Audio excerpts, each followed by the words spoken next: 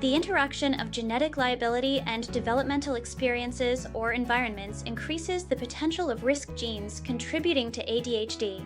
Genetic liability refers to genetic propensity or genetic vulnerability and susceptibility.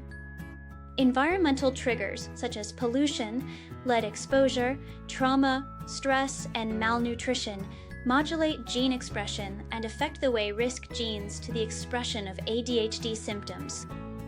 In some cases, gestational and perinatal conditions are associated with the incidence of ADHD.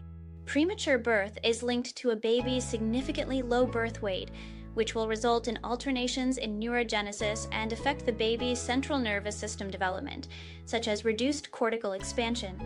Perinatal hypoxia magnifies the incidence of ADHD by affecting the genes associated with ADHD. During gestation, pregnant mothers' alcohol use, infections, exposure to toxins, for example, mercury, malnutrition, and medical conditions such as diabetes, high sucrose consumption levels, and high phenylalanine levels may increase the risk for the emergence of ADHD-like symptoms in the offspring.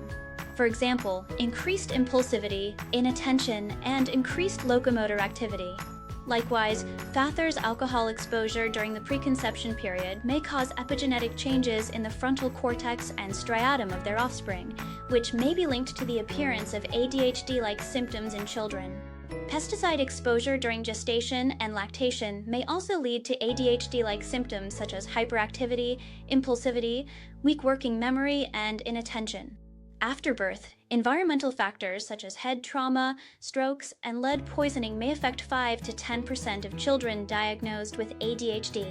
Children whose high blood level of lead may be correlated with the hyperactivity and impulsivity symptoms of ADHD. Besides, early brain injuries and maldevelopment may damage certain brain regions that are related to ADHD traits, such as basal ganglia, cerebellum, and prefrontal cortex. The interaction of genetic propensity and environments magnify a child's susceptibility to ADHD and sensitivity to early life experiences. In other words, family factors such as ineffective parenting do not cause ADHD.